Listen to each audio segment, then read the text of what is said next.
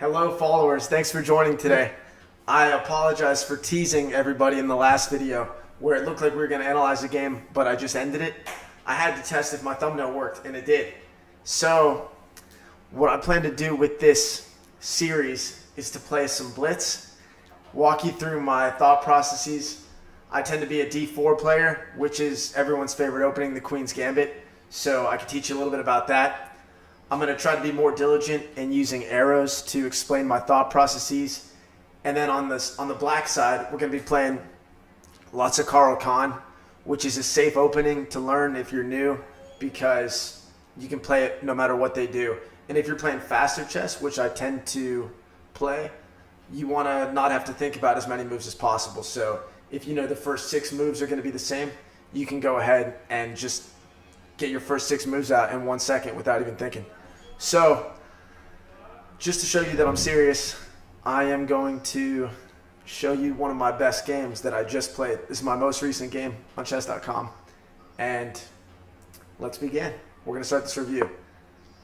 So this was a perfect game except for one move. And true to the series, this is Caro-Kann.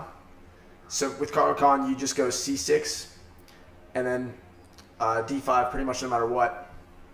And then you pull out that knight.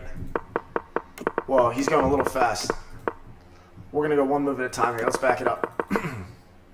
Okay, I've been talking to my friend Vish. Hey Vish, I think I'm going to hang up with you. Oh, he just hung up on his own. Okay. So let's unpack. At Caro-Kann, no matter what he does, we're going here. That's a free move. Then you get another free move. There's nothing he can do to stop this. So there's your 2 free moves in 0 time. Next, the knight. Apparently this is book. I didn't know. Sometimes you might push this, but this works well. It helps our development. Fianchetto. We're setting up the Fianchetto. It's a great move because it's another free, non-committal, and eventually it can control the diagonal. So these are all perfect moves so far. Castles, nothing crazy, another easy move. Then this rook, my thoughts here were let's bring this rook out so we can push this pawn and start to challenge. He castles 2, we'll bring this knight out for a little extra protection for when we make this push. And all you have to do is just simple math, like 5-year-old could do it really. We've got 1, 2 hitting this square. He's got 1, 2, 3. So he's beating us. We can't technically push. Or can we? It turns out we can because sometimes this bishop here could come back into play. And also, I wasn't really thinking. It's just good to crack the center and you can figure things out later. So if he did take this, which was probably the best move, that's what I did. And that's the best play. My thought process here is let's get this bishop out of the way. Bishops are better in general, but this bishop, even if it weren't better in general, is protecting this pawn. So we're going to attack this. At best, he could go back here, or if he goes here, he's losing it. I guess he could go here, and then if he did that, well, I'd probably push this pawn. But he didn't do that, so we just take. Next, we've got enough attackers to finally gain that pawn that we were going for. So let's take that. The reason I took with rook is precisely for this right here, so we could slide in. You could take queen, but it's generally better to have the battery. So here's the battery right there. We get it. Now we've got 2 attackers. Boom, boom, on this bishop. And there's really no way he could protect. Even if he moves the knight out. If he backs it up, we're taking the knight because we got 2. If he goes here, that's still not enough. So we're winning this bishop or the knight for free. The best he could do would be to take a pawn. And then we'd probably take back because otherwise he'd be able to get a check. And then he still couldn't move his knight. So that's a lot of arrows. But let's see what he decides to do. I think he moved his knight. Okay, it's not a bad move. But you can see we're already up 5, which is a shit ton. Now this is where I make the imperfect move, but I feel proud of it. Oh, actually, it's the next move. So we take that, which was a given. We knew we were going to take that piece. Next, he gets his knight out of the way. Best move, good for him. But it's too little too late, unfortunately. Here is where we do our fun move. Actually, my bad, one more. This is development, and it's also a pin, too. So if he wants, he could take that, but we all know bishops are better than rooks.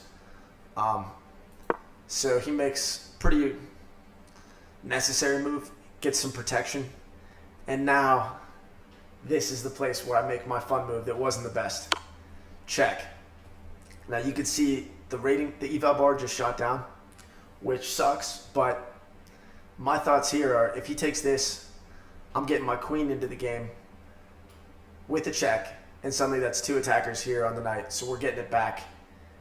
And, you know, it wasn't the best play, but it's fine. The best play, I went back and checked. It was a check here, which makes sense. You can see the eval bar would have been at 5 still, but that's not what happened. So this is my only imperfect move. From here on out, everything else was perfect. So let's take a little sneak peek. Now he takes that.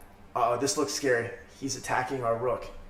So what? We got a check right here. And protection. Perfect. Perfect move. Next play. This looks kind of scary. He's attacking this. But we got so much trouble here.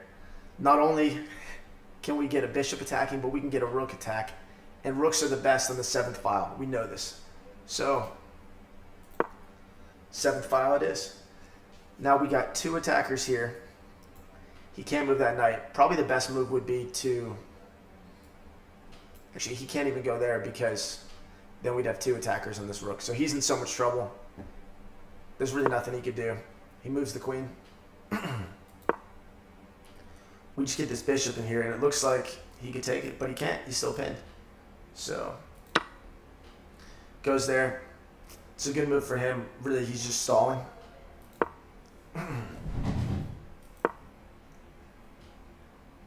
So, my thoughts here were, let's connect these so he can't take it.